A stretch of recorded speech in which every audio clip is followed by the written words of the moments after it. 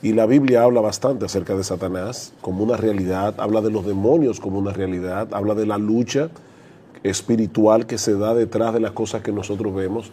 Y ¿sabes qué me llama la atención? El hecho de que mucha gente dice no creer en lo que la Biblia revela acerca de los demonios, acerca de Satanás, pero creen en un montón de cosas que tienen que ver con un mundo espiritual. Y nosotros lo podemos ver aún en los programas de Discovery Channel o algunos de esos canales de televisión que son dados a temas científicos, fenómenos paranormales, hablan de aparición de fantasmas, hablan de muertos que regresan a la vida. Son cosas que van más allá de lo natural. Sin embargo, lo que me llama la atención es cómo las personas son capaces de rechazar lo que Dios nos dice en su palabra, pero pueden creer fácilmente lo que sale en televisión simplemente porque tal vez un famoso actor, porque hay un programa que se llama Famosos y Fantasmas, o sea, porque un famoso dice que vio un fantasma. Entonces, ¿por qué yo puedo creer más fácilmente en lo que me dice un actor de Hollywood a lo que me dice la palabra de Dios? Pero la Biblia claramente enseña, Eduardo y Salvador, nosotros sabemos eso, que hay demonios y que hay un diablo, un ángel caído que se llama Satanás. Claro, nosotros no creemos de ninguna manera que haya dos fuerzas que se equiparan, ¿verdad? La fuerza del bien y la fuerza del mal. La del bien representada por Dios, la del mal representada por Satanás. No, Dios es soberano y Dios está por encima de todos los poderes del universo. Ahora, Dios creó seres personales. Y cuando hablamos de seres personales, lo que estamos hablando es los ángeles son seres personales y los hombres son seres personales porque son personas y tienen intelecto, tienen voluntad, tienen emociones. Cuando decimos que un ser humano o un ser angelical tiene voluntad, eso quiere decir que tiene capacidad de decisión. Dios no creó robots que estaban preprogramados. Y en ese sentido lo que la Biblia enseña es que Satanás y los demonios que cayeron con él fueron arrastrados a una rebelión en contra de la autoridad de Dios. ¿La Biblia no especifica por qué se rebelaron? No, pero puede darnos ciertas claves, ciertos elementos. Por ejemplo, en 1 Timoteo capítulo 3, un texto que no está hablando acerca de Satanás, está hablando acerca de las personas que aspiran a ser pastores en una iglesia, dice que una de las cosas que no deben ser es un neófito, porque dice que fácilmente, o sea, un nuevo creyente que lo colocan en una posición de autoridad, fácilmente se puede envanecer y caer en la condenación del diablo. Y aparentemente lo que Pablo está presuponiendo allí es que en la caída del diablo, el elemento del envanecimiento, el elemento del orgullo estuvo envuelto. Entonces, es un ser creado que repentinamente quiso tener su propio reino y se rebeló contra Dios. Nosotros no debemos llegar más allá de lo que la Biblia revela. Y la Biblia no nos revela todos los detalles de esa caída. Y tenemos que tener cuidado. Ser bíblicos es hablar donde la Biblia habla y es callar donde la Biblia calla. Entonces, hasta ahí es donde la Biblia nos dice. Hubo un ángel creado por Dios que era bueno, creado para la gloria de Dios, pero ese ángel se rebeló. Una de las cosas que el diablo intenta hacer, aunque hablaremos un poco más de eso cuando hablemos de la caída, pero vemos que lo que el diablo trata de hacer con nuestros padres en el huerto del Edén es llenar sus mentes y sus corazones de orgullo. Seréis como Dios. Entonces, él está tratando de replicar en el hombre aquello que lo hizo caer a él. Eso de que están encarcelados no quiere decir que ellos no tengan influencia en el mundo. Algunos teólogos entienden que lo que Judas está diciendo allí es que ellos están limitados. O sea, Satanás no es omnipotente, ni Satanás es omnipresente, ni los demonios tampoco. De hecho, una de las personas que nos escribió por el chat de YouTube preguntaba eso. ¿Es Satanás omnipresente? No, de ninguna manera. Satanás está en un solo lugar. Solamente Dios es omnipresente. Pero la caída se da en ese momento cuando esta hueste demoníaca guiada por Satanás se rebelan contra la autoridad de Dios. En Isaías 14, una de las cosas que se ve claro es que la esencia del pecado es el orgullo. La esencia del pecado es yo no quiero someterme a Dios. Y sea que allí esté hablando de Satanás, o sea que esté hablando acerca de un rey terrenal, volvemos otra vez al mismo punto. Lo que el diablo trata de infundir en el alma de la gente, en el corazón de la gente, es el orgullo. porque es que el orgullo es la madre de todos los pecados. Cuando un individuo dice, yo no quiero someterme a Dios, yo quiero hacer mi voluntad, ahí es que comienza la rebelión. Cuando Adán y Eva fueron atacados por Satanás en el huerto del Edén, él los atacó con una idea, y eso es importante. Satanás no anda apareciendo por ahí como aparece en las películas con cuernos y en forma de dragón y nada de eso. Satanás se viste como ángel de luz y está detrás de muchas de las ideologías que el hombre acepta como buena y válida en contra de la palabra de Dios. O sea, el ataque de Satanás es contra Dios, a final de cuentas, es contra el reino de Dios, es contra la palabra de Dios, contra la voluntad de Dios. O sea, cuando Satanás le pone a Eva la idea de que Dios es un ser egoísta, que Dios es un ser egocéntrico, que no quiere darles libertad, Satanás se presenta delante de Adán y Eva como un libertador. Si ustedes me obedecen a mí, si ustedes hacen lo que yo les estoy sugiriendo que hagan, porque Satanás no nos obliga a pecar, como tú bien decías. El diablo y sus demonios nos tientan, pero cuando yo peco, peco porque soy responsable de mi pecado. Pero él le vendió esta idea, y la idea era, si ustedes se rebelan contra la autoridad de Dios, ustedes van a progresar, ustedes serán como Dios. Y es increíble cómo hasta el día de hoy es exactamente lo mismo. O sea, se vende como progreso aquello que es en contra de lo que Dios quiere hacer en el mundo para la felicidad y la salvación de los seres humanos. Antes que nada quiero decir que yo aborrezco las teorías de conspiración. Yo creo que hay demasiada teoría de conspiración.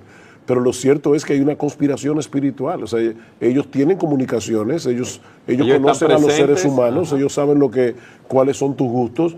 Imagínate que tú estás en una habitación hablando con alguien de un plan que tú tienes. Satanás conoce todo eso porque tiene un sistema de información impresionante. Aparece de repente un individuo que tiene contacto con este tipo de mundo espiritual y te dice, yo sé que tú estás planificando un negocio proyecto, de tal cosa, y dice, wow, pero nadie sabía eso. Nadie sabía eso. No, sí lo sabían. Entonces, hay personas que tienen de alguna forma contacto con ese mundo espiritual.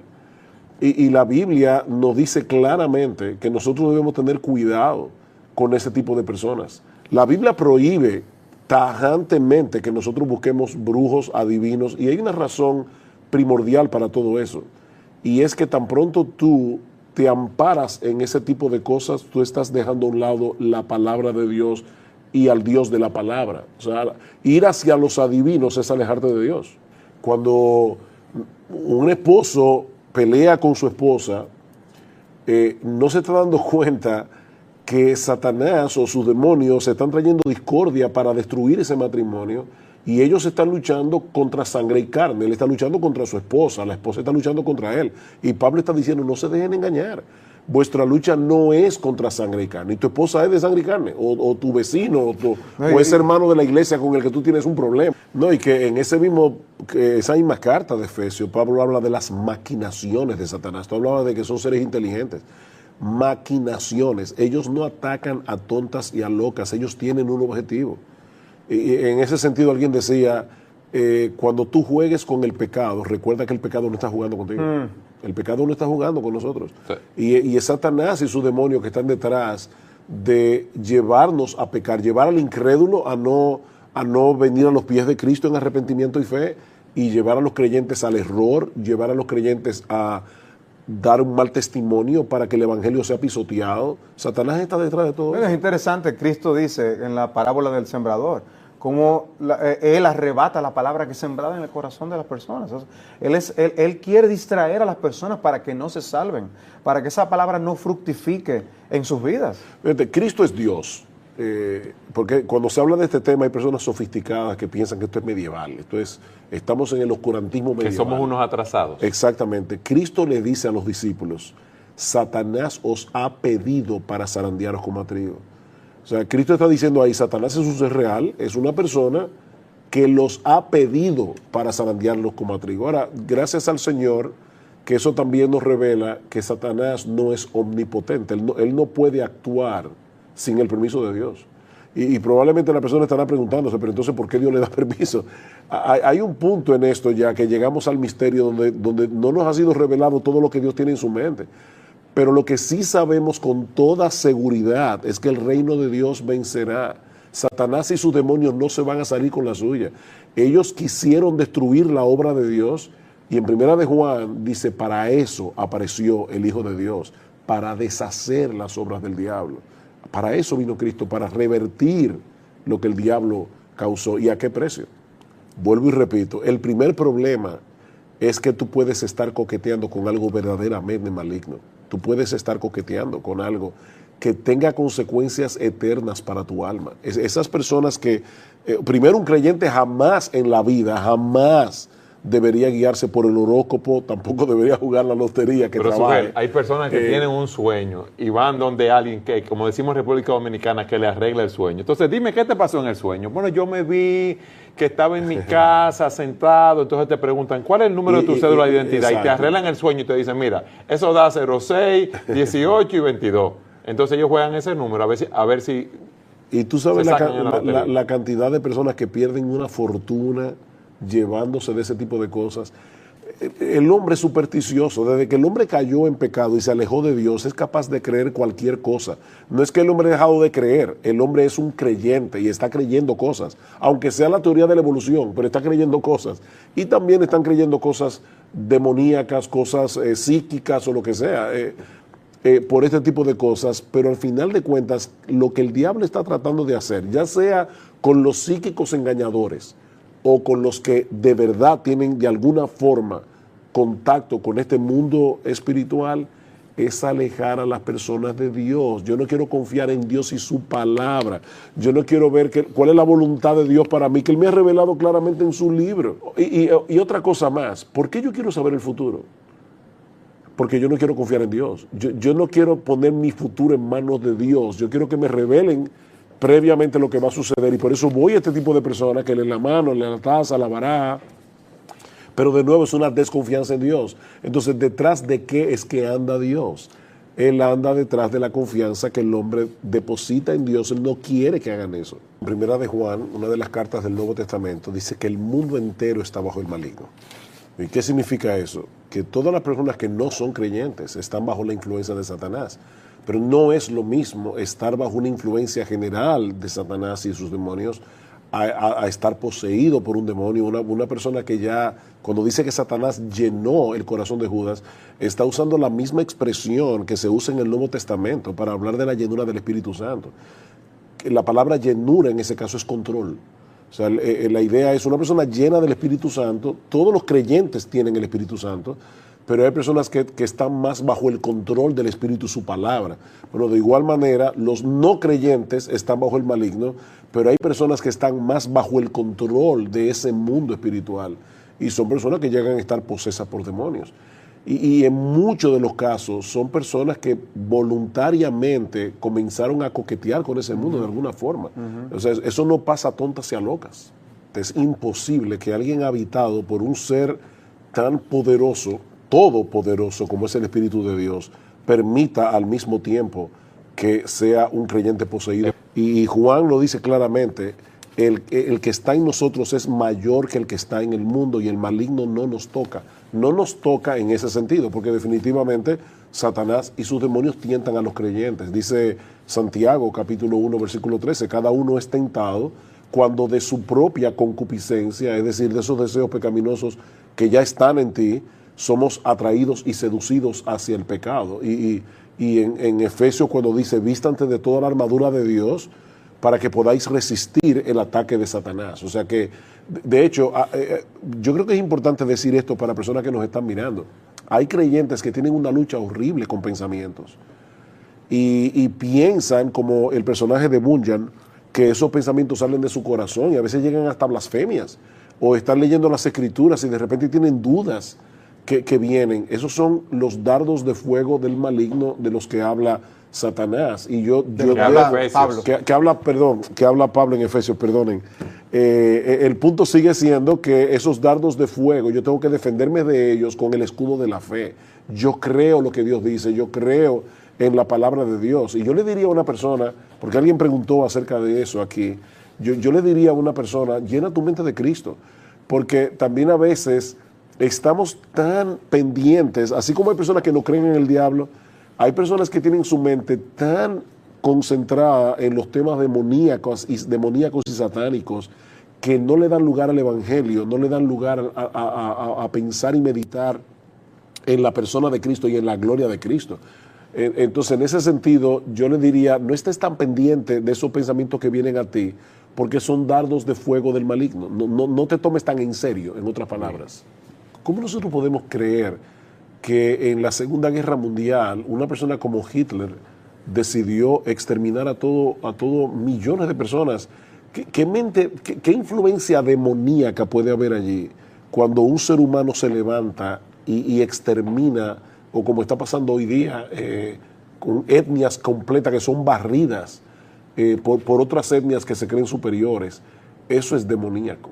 Pero no podemos ver a Satanás y sus demonios únicamente en cosas tan dramáticas como esa. Vuelvo y repito, en una mentirita blanca. Dice Pablo, Satanás se viste como ángel de luz. Fíjate, por ejemplo, cómo el hombre usa el lenguaje en el día de hoy. Y yo creo que hay algo demoníaco en eso. Las personas hablan de la libertad de expresión, no hablan de permiso para vender pornografía. Porque la palabra pornografía es muy cruda y no hablan de aborto, no hablan de asesinato, hablan de pro-escogencia, pro-choice, ¿verdad? No, yo no estoy a favor de que maten bebés, yo estoy a favor de la libre elección de la mujer.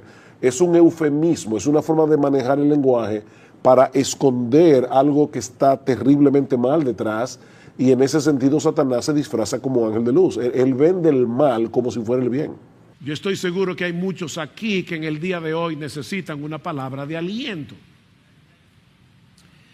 Y eso es precisamente, mis hermanos, lo que nosotros tenemos en este pasaje que vamos a considerar en la mañana de hoy. Ahora, extrañamente, lo primero que hace Dios con este pueblo desanimado, con este pueblo desalentado, es enfrentarlos con la realidad de que el edificio que ellos estaban construyendo definitivamente no podía compararse con el anterior. Una forma rara, ¿verdad?, de alentar al pueblo.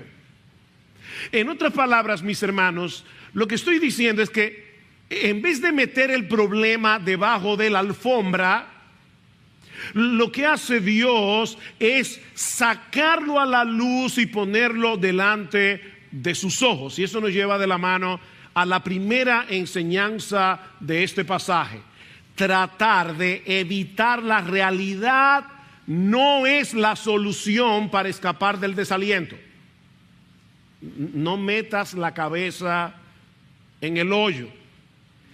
Tratar de evitar la realidad, mis amados hermanos y hermanas, no es la solución para tratar de escapar del desaliento. Versículo 1 al 3. El día 21 del mes séptimo vino la palabra del Señor por medio del profeta Ageo diciendo: habla ahora Zorobabel, hijo de Salatiel, gobernador de Judá, y al sumo sacerdote Josué, hijo de Josadac, y al remanente del pueblo diciendo, es Dios que está diciendo, ¿quién ha quedado entre vosotros que haya visto este templo en su gloria primera? ¿Y cómo lo veis ahora? Tal como está, no es como nada a vuestros ojos. Dios les está diciendo, ustedes tienen razón. Este segundo templo no tiene comparación con la magnificencia del templo que construyó Salomón. Ahora, noten, mis hermanos, antes de entrar en materia, que en el versículo 1 se resalta el hecho de que este mensaje vino por medio del profeta Ageo el día 21 del mes séptimo. Y esta fecha es importante por varias razones. Por un lado, porque en el calendario hebreo, este era el mes con más festividades religiosas y por lo tanto con muy poca actividad laboral. Al principio del mes séptimo se celebraba la fiesta de las trompetas. Unos días después, el día de la expiación, el Yom Kippur. Y 5 días más tarde la fiesta de los tabernáculos. Desde el 15 al 22 del mes séptimo, los israelitas debían vivir en tiendas de campaña para recordar cómo Dios los había cuidado y protegido durante el éxodo. El problema es que en cada una de esas fiestas había que guardar días de reposo. No se podía trabajar. De manera que venía una festividad tras otra y el proyecto de construcción, que apenas había comenzado un mes atrás, estaba detenido.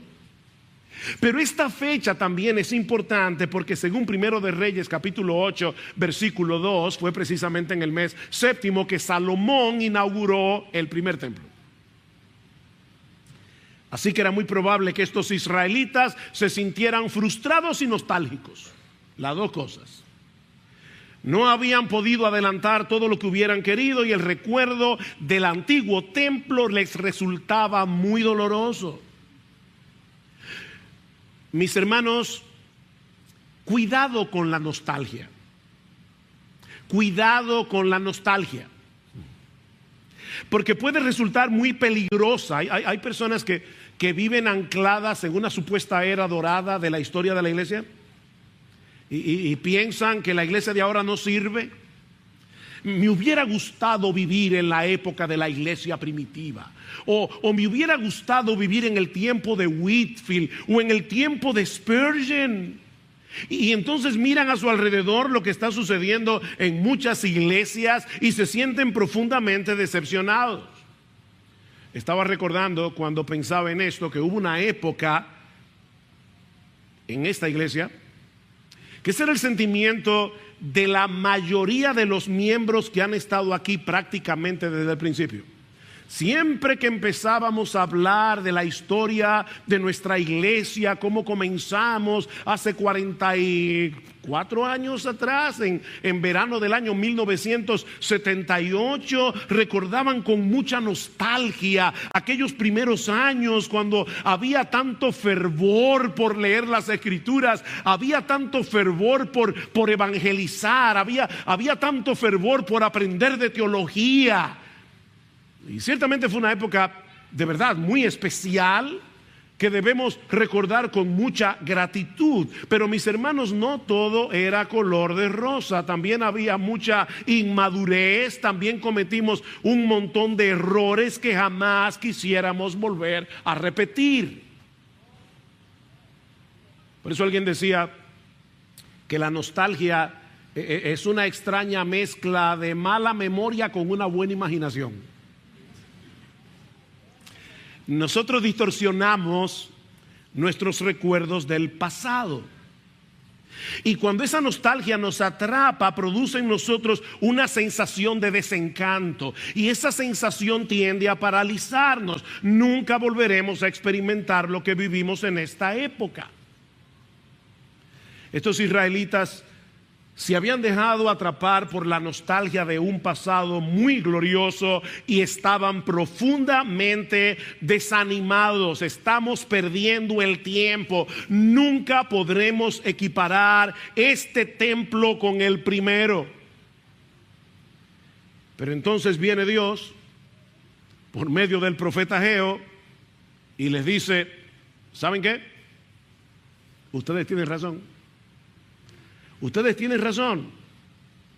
Este segundo templo jamás será como el de Salomón. De hecho, si ustedes leen las escrituras se van a dar cuenta de algo curioso. En este segundo templo, la Shekinah de Dios, la gloria de Dios que venía en una forma de nube, no vino sobre este templo. De hecho, el arca del pacto había desaparecido. En el lugar santísimo ellos no tenían arca del pacto. Este segundo templo ni en sombra tenía la gloria del primero. Y sin embargo, ahora Dios les dice: pero ¿saben qué? No deben desalentarse. No deben desalentarse. Y esto por dos razones. En primer lugar, porque el avance de la obra de Dios no depende de nuestros recursos y capacidades. El avance de la obra de Dios depende de su presencia en medio nuestro. el asunto aquí no es la magnificencia del edificio, el asunto aquí es la presencia de Dios. Noten el versículo 4. Pero ahora esfuérzate, Zorobabel, declara el Señor. Esfuérzate tú también, Josué, hijo de Josadac, sumo sacerdote, y esforzaos todos vosotros, pueblo de la tierra, declara el Señor, y trabajad, porque yo estoy con vosotros, declara el Señor, conforme a la promesa que os hice cuando salisteis de Egipto. Mi espíritu permanece en medio de vosotros, no temáis. El problema de esta gente era que estaban magnificando los obstáculos y minimizando a Dios. Mis hermanos, lamentablemente nosotros tenemos un Dios muy pequeño. Yo no estoy diciendo que Dios es pequeño, de ninguna manera. Yo estoy diciendo que el problema nuestro es que en nuestra mente nosotros minimizamos a Dios y magnificamos los obstáculos. La debilidad de estos israelitas era real. Su falta de recursos en comparación con los que tuvo Salomón en su tiempo era real. Pero a final de cuentas, ellos tenían lo necesario. Ellos tenían lo necesario. ¿Ustedes recuerdan cuál fue la palabra de David a Salomón cuando él iba a iniciar el templo? La construcción del primer templo. Esfuérzate, sé valiente y haz la obra, no temas ni te acobardes, porque el Señor Dios, mi Dios, está contigo. Él no te fallará ni te abandonará hasta que toda la obra del servicio de la casa del Señor sea acabada. Estas palabras son muy similares a las de Ageo en los versículos 4 al 5. Esfuércense, trabajen y no teman.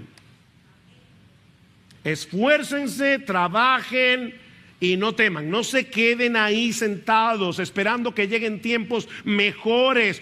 Tomen la determinación de hacer lo que tienen que hacer. ¿Saben por qué? Porque se van a sentir mejor si hacen un esfuerzo. No, mis hermanos. Lo que tenemos aquí no es ese tipo de estímulo psicológico. Lo que estaba detrás de esa nota de aliento era una realidad mucho más trascendente y gloriosa que ellos debían contemplar con los ojos de la fe, porque yo estoy con vosotros, declara el Señor. Yo estoy con ustedes.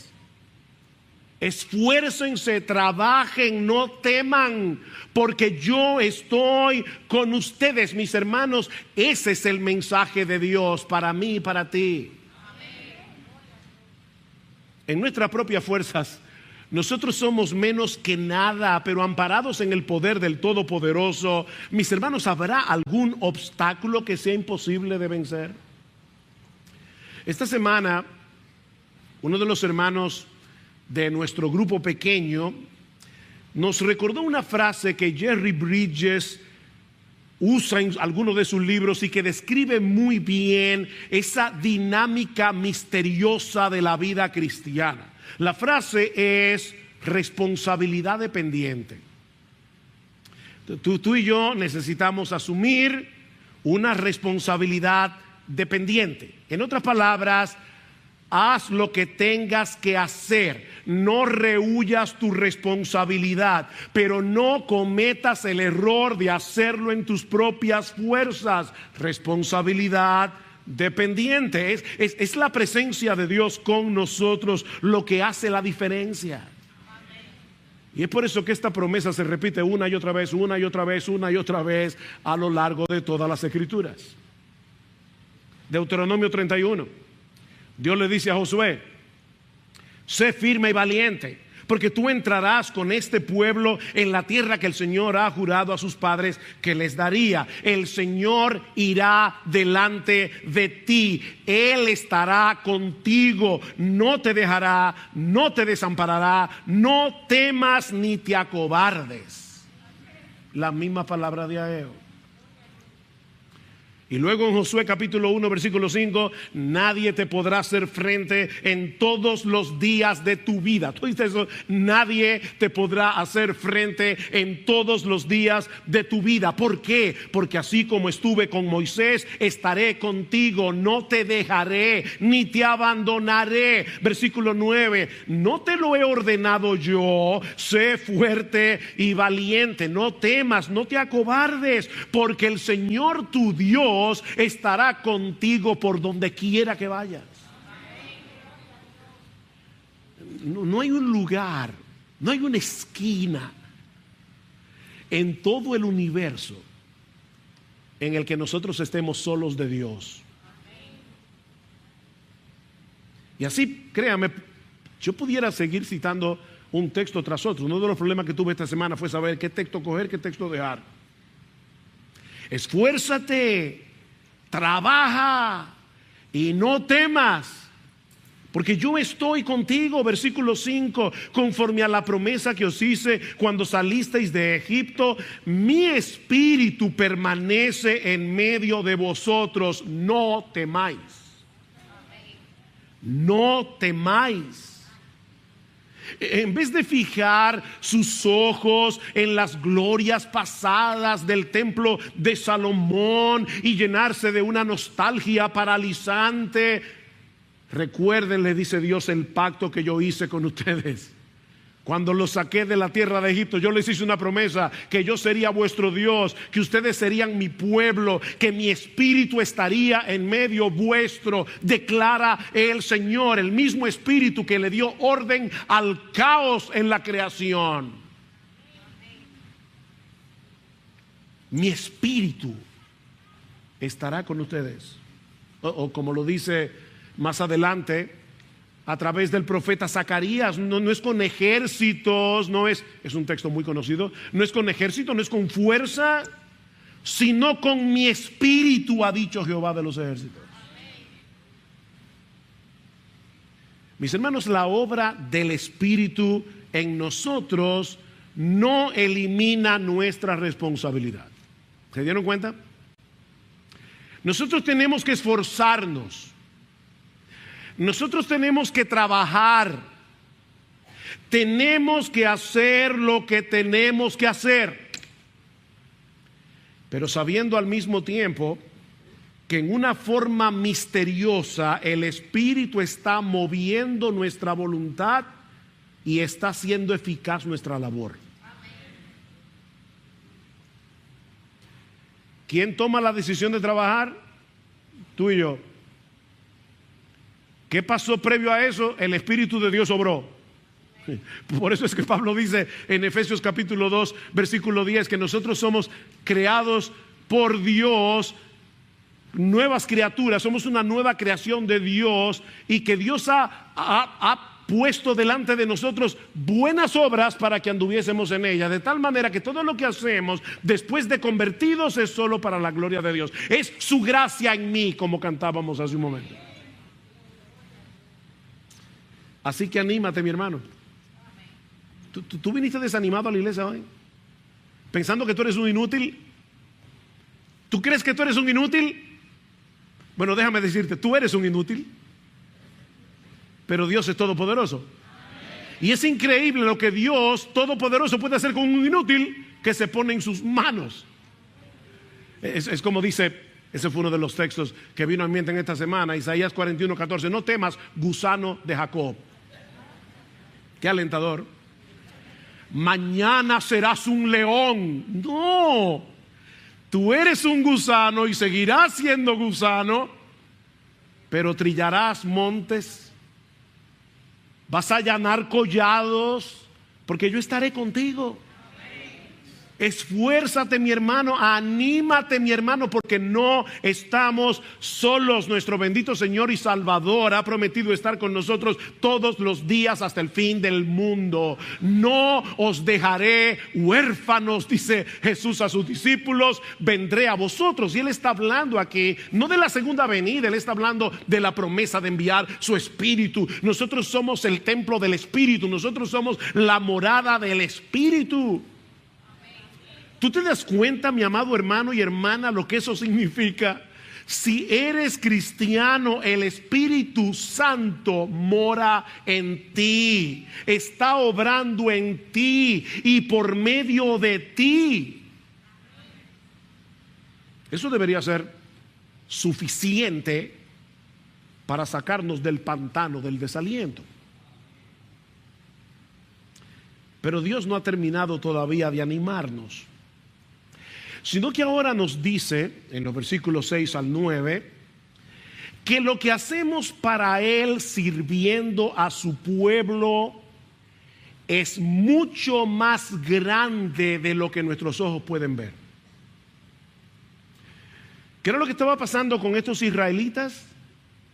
Que ellos veían el templo y sentían que aquello era insignificante. Y ahora Dios les dice: permítanme abrirles los ojos para que ustedes tengan un vislumbre de lo que yo voy a hacer con ese esfuerzo que a ustedes les parece pequeño. Mis hermanos, lo que nosotros hacemos para la obra de Dios, lo que nosotros hacemos para el servicio de Dios, sirviendo al pueblo de Dios, va a tener repercusiones mucho más grandes de lo que nosotros ahora podemos percibir. Versículo 6. Porque así dice el Señor de los ejércitos: una vez más, dentro de poco, yo haré temblar los cielos y la tierra, el mar y la tierra firme, y haré temblar a todas las naciones. Vendrán entonces los tesoros de todas las naciones, y yo llenaré de gloria esta casa, dice el Señor de los ejércitos. Mía es la plata, mío es el oro, declara el Señor de los ejércitos. La gloria postrera de esta casa será mayor que la primera, dice el Señor de los ejércitos, y en este lugar daré paz, declara el Señor de los ejércitos. Noten que el versículo 6 comienza con un porque. Hermanos, toda la escritura es inspirada por Dios. En la Biblia no hay una palabra de más. Ese porque conecta los versículos 4 al 5 con los versículos 6 al 9. Así que la idea es esta: esfuércense, trabajen y no teman, porque así dice el Señor de los ejércitos: hay algo que yo voy a hacer en el futuro y que ustedes deben comenzar a contemplar ahora con los ojos de la fe. Esa es la idea. Estos israelitas se sentían desanimados cuando veían el edificio que ellos estaban construyendo. Como acabo de decir, les parecía insignificante, pero ahora Dios quiere que ellos levanten sus ojos por encima del horizonte. Mis hermanos, es tan necesario que por medio de la fe nosotros miremos más allá, nosotros veamos por encima del horizonte, nosotros veamos más allá de los poderes políticos, nosotros veamos más allá del descalabro de nuestra cultura, nosotros miremos más allá de los poderosos que están tratando de implantar una agenda anticristiana en todo el mundo occidental. Tú y yo necesitamos urgentemente mirar más allá y ver lo que Dios está preparando para el futuro. Yo voy a hacer temblar los cielos y la tierra, el mar y la tierra firme y todas las naciones, dice Dios. Yo traeré los tesoros de las naciones hacia esta casa y la llenaré de gloria, de tal manera que su gloria postrera va a ser mayor que la primera. En otras palabras, lo mejor está por venir. Lo mejor está por venir.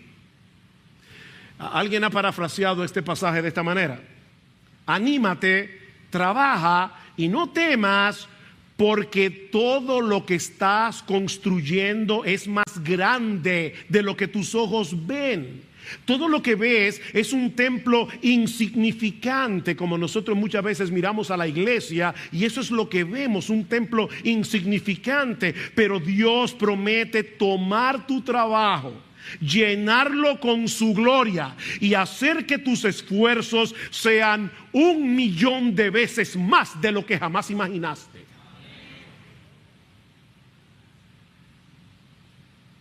Ese templo que se estaba construyendo en los días de Ageo era un pequeño eslabón en la historia de la redención, en una cadena de eventos extraordinarios que Dios iba a llevar a cabo, dice él en el versículo 6, dentro de poco.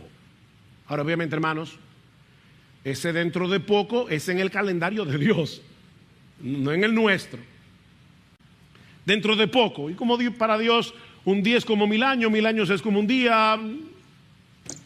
Es dentro de poco, espérenlo. Yo voy a hacer temblar la tierra. Mis hermanos, siempre que se usa esa frase, ese tipo de expresión en las Escrituras, es para referirse a una manifestación visible de la presencia magnificente de Dios. ¿Recuerdan lo que pasó en el monte Sinaí? Cuando Dios descendió para dar la ley al pueblo. Dice que el monte humeaba, dice que vino un gran temblor, dice que se oía un sonido de bocina. El pueblo estaba aterrado porque Dios había descendido del cielo con toda su magnificencia a encontrarse con su pueblo. De manera que lo que él está diciendo aquí es que él mismo se haría presente en medio de su pueblo en la magnificencia de su gloria. O sea, lo que el templo del Antiguo Testamento representaba se haría realidad. ¿Qué era lo que ese templo representaba? La presencia de Dios. Y ahora Dios está diciendo: no se preocupen, yo voy a hacer temblar los cielos, yo voy a hacer temblar la tierra, porque yo mismo vendré y me haré presente en medio de su pueblo. ¿Cuándo se cumplió esta profecía? Bueno, inicialmente se cumplió en la encarnación del Hijo de Dios, cuando la segunda persona de la Trinidad asumió una naturaleza humana para venir a salvarnos. Juan capítulo 1, versículo 1, en el principio era el verbo era con Dios, el verbo era Dios. ¿Y qué dice en el versículo 14? Y aquel verbo fue hecho carne y vimos su gloria, gloria como del unigénito del Padre, lleno de gracia y de verdad. Jesucristo es el templo de Dios. Es por eso que en el capítulo siguiente, en Juan capítulo 2, cuando el Señor es retado por la limpieza del templo, ¿qué les dice Cristo? Destruid este templo y en 3 días yo lo levantaré. Y Juan aclara en una nota editorial, pero él hablaba del templo de su cuerpo. Él hablaba del templo de su cuerpo. Es por eso que en Mateo capítulo 12, versículo 6, Cristo le dice a los judíos, señalándose a sí mismo: uno mayor que el templo está aquí. Yo soy mayor que el templo. Mis hermanos, Cristo es el verdadero templo de Dios. Cristo es el lugar de encuentro entre Dios y los hombres. Es por eso que dice en el versículo 9 que en ese lugar Dios dará paz. Cristo es nuestra paz, dice Pablo en Efesios capítulo 2. Él es nuestra paz. Cristo nos reconcilió con Dios por medio de su muerte en la cruz. Cristo reconcilia a pecadores entre sí en la sociedad de la iglesia. Cristo nos concede la bendición de poder experimentar la paz de Dios que sobrepasa todo entendimiento. Él es nuestra paz. Mi paz os dejo, mi paz os doy. Es en ese lugar llamado Jesucristo donde el hombre puede experimentar verdadera paz. Y Él está atrayendo hacia sí a todos los elegidos del Padre y formando con ellos un gran templo espiritual en el que manifiesta su gloria, como dice Pablo en Efesios capítulo 3, versículo 21. A Él sea gloria en la iglesia, en Cristo Jesús, por todas las edades. Es en ese contexto que los tesoros de las naciones serán traídos y consagrados a Dios. Yo estoy consciente de que la Reina Valera del 60 dice: y vendrá el deseado de las naciones, pero ahí hay un problema. El verbo está en plural. Lo que dice es vendrán. Vendrán los tesoros, vendrán lo deseado de las naciones. Nuestro Dios es soberano. Cristo prometió que él habría de edificar a su iglesia y que las puertas del Hades no iban a prevalecer contra ella. Nada ni nadie va a impedir que aún los reyes de la tierra vengan y se postren, como dice en Isaías, delante del Mesías. Y al final en Apocalipsis dice que los reyes de la tierra traerán sus glorias al Mesías. Lo que estos israelitas de los días de Ageo estaban edificando representaba algo muchísimo más glorioso de lo que sus ojos podían ver. Mis hermanos, ese templo físico representaba al Dios encarnado, a nuestro bendito Señor y Salvador Jesucristo, que en unión con su pueblo, la iglesia, es el verdadero templo del nuevo pacto, formado de piedras vivas de todo tribu, pueblo, lengua y nación, y que ya no se encuentra limitado a la ciudad de Jerusalén, sino disperso en el mundo entero. Ahora déjame ayudarte a ver las implicaciones de todo esto para nosotros hoy. Porque es posible que algunos de nosotros estemos padeciendo de la misma miopía espiritual que tenían estos israelitas de los días de Ageo. Cuando ellos veían lo que estaban construyendo, les parecía insignificante. Ahora yo te pregunto, ¿y qué de nosotros hoy? Mis hermanos, ¿estamos nosotros conscientes de lo que implica trabajar para la edificación del templo de Cristo? Y no olviden que aquí no estamos hablando de este edificio de varilla y de cemento. Estamos hablando del verdadero templo. Pablo dice en Efesios 2 que los creyentes estamos siendo edificados, escuchen esto mis hermanos, es importante, sobre el fundamento de los apóstoles y profetas, siendo la principal piedra del ángulo Jesucristo mismo, en quien todo el edificio, ¿quién es el edificio? Nosotros los santos, los creyentes que estamos siendo edificados sobre la doctrina apostólica, en quien todo el edificio bien coordinado va creciendo para ser un templo santo en el Señor.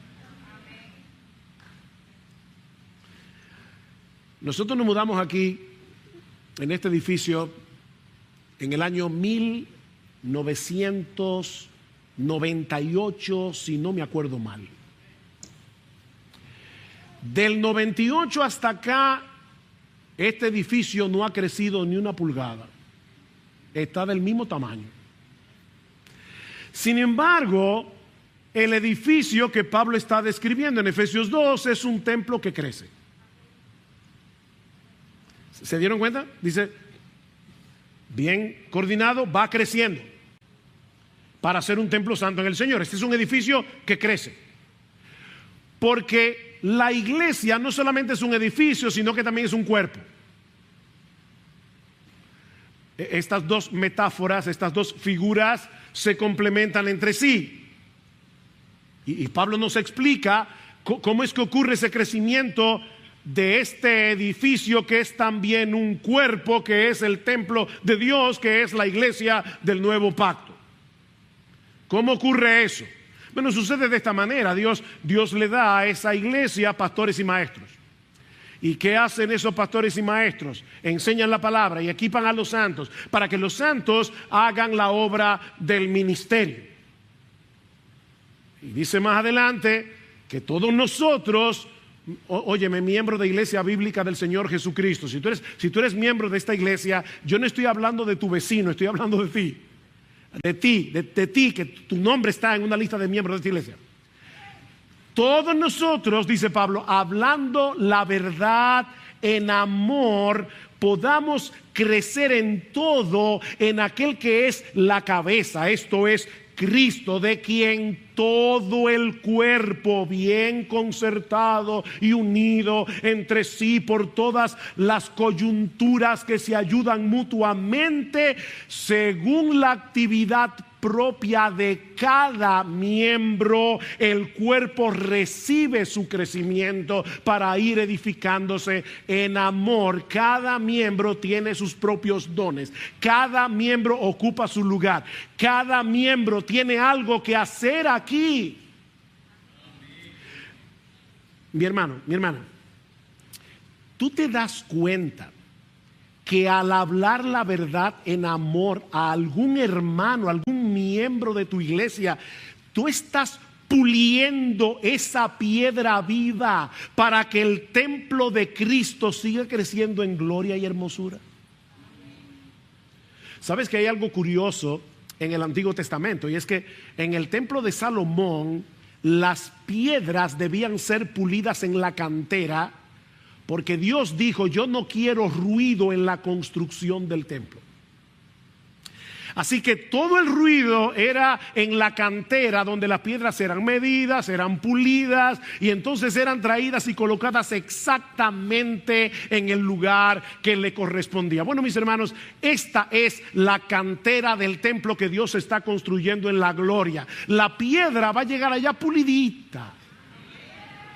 Pero ahora te toca a ti y me toca a mí hacer ese trabajo, porque nosotros estamos construyendo un templo. Puede que te parezca algo insignificante consolar a un creyente en medio de su aflicción, o corregir a un hermano que tú percibes que puede estarse extraviando, o ayudarlo de cualquier manera en su proceso de santificación. El cristianismo es un proyecto de comunidad. Nadie crece solo. Somos una familia. Y no son los pastores. Es increíble cómo los hermanos inmediatamente piensan que si alguien está andando mal, bueno, los pastores. Sí, los pastores tenemos un trabajo que hacer, y tú también. Somos un cuerpo, somos un equipo, somos una familia donde todos nos preocupamos por todos. Y si lo miras con los ojos de la fe, te vas a dar cuenta que tú estás contribuyendo con algo extraordinariamente glorioso, que verás en todo su esplendor cuando nosotros estemos en la presencia misma de Dios. Es interesante que el autor de la carta a los Hebreos cita a Ageos 2. Ageo 2:6. Y nos dice en los versículos 26 al 27 del capítulo 12 que el cumplimiento final de esa profecía será una realidad cuando esta vieja creación sea completamente restaurada en los cielos nuevos y en la nueva tierra. Por eso yo les decía que el cumplimiento inicial de esa profecía se cumplió con la primera venida de Cristo. Pero el cumplimiento final de esa profecía será cuando Cristo regrese en gloria. ¿Recuerdan Mateo? Dice que los cielos se moverán como con un estruendo, toda la tierra será removida.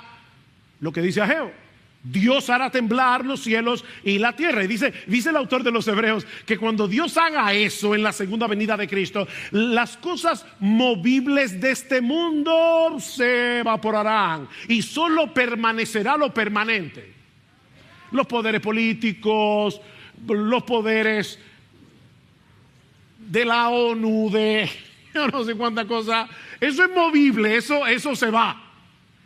Pero Cristo permanece, el Evangelio permanece, la iglesia permanece. Lo inamovible se va, queda lo permanente. Y por eso dice el autor de la carta a los Hebreos: nosotros entonces, que vamos a heredar un reino inconmovible, tengamos gratitud y mediante ella sirvamos a Dios.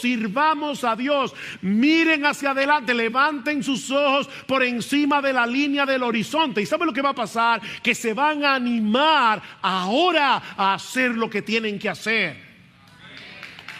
Ese es el punto. Me encanta como lo dice Apocalipsis 21, versículos 9 al 11. Dice que en ese momento la iglesia estará ataviada en todo su esplendor, como la novia, la esposa del Cordero. Y lo que más me encanta es la primera línea del versículo 11, teniendo la gloria de Dios.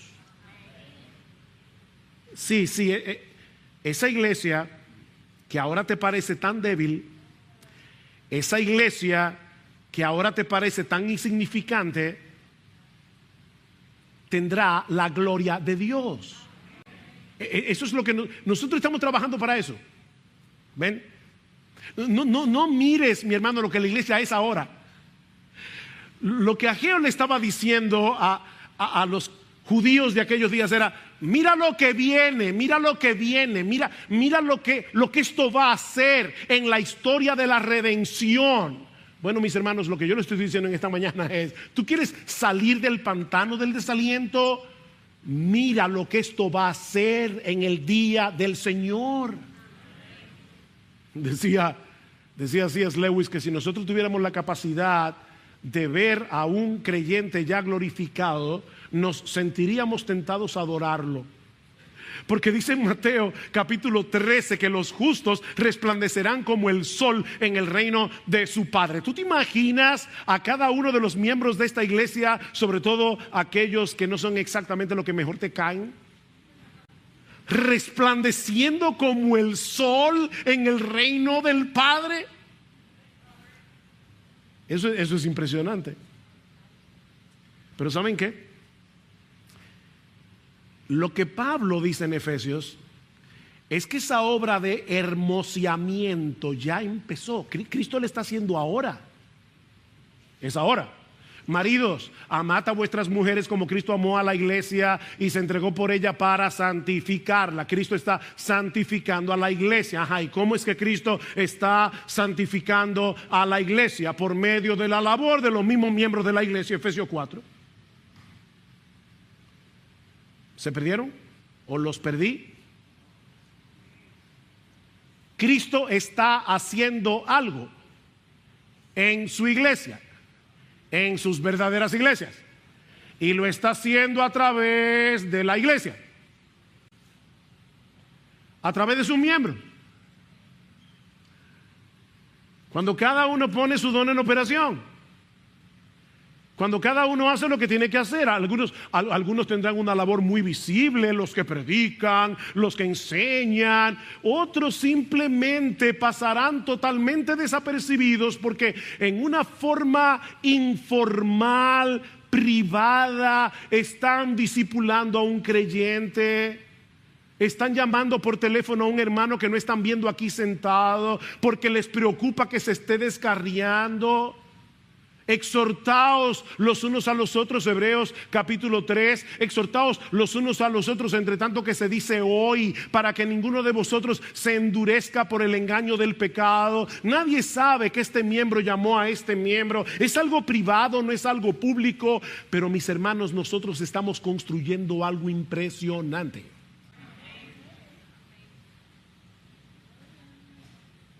¿Te das cuenta de lo sorprendente que es todo esto? Mis hermanos,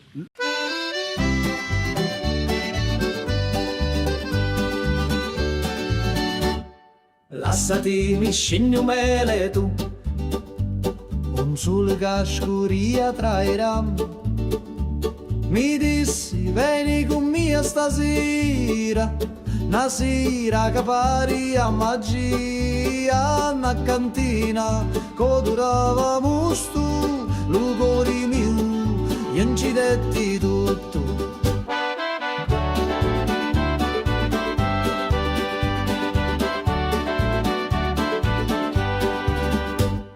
Gira chiagnina lenta e sorda, e giro frasso che canta ancora, che non è vino rosso come fuoco, ambivio frasso, scordavo loco, manichini, dove speranza, da sta terra, tu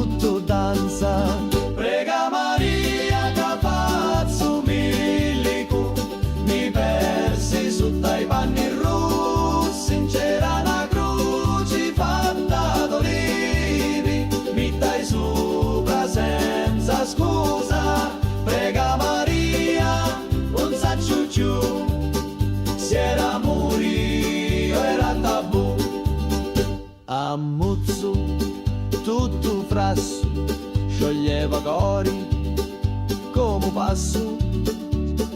Tu c'era notte in vento con una luna appesa senza pentimento.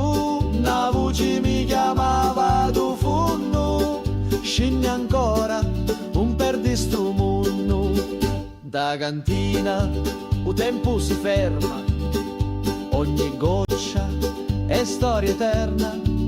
Cutti a me lato, cutti a me cori, sti stidi cacciato non mori. Scuro fora, ma luci dintra, a voci to, sempre mi senta. Prega Maria che pazzo milico, mi persi su dai panni rossi, c'era una croce fatta d'olivi, mi dai sopra senza scusa. Prega Maria, un saccio giù, se era morio era tabù.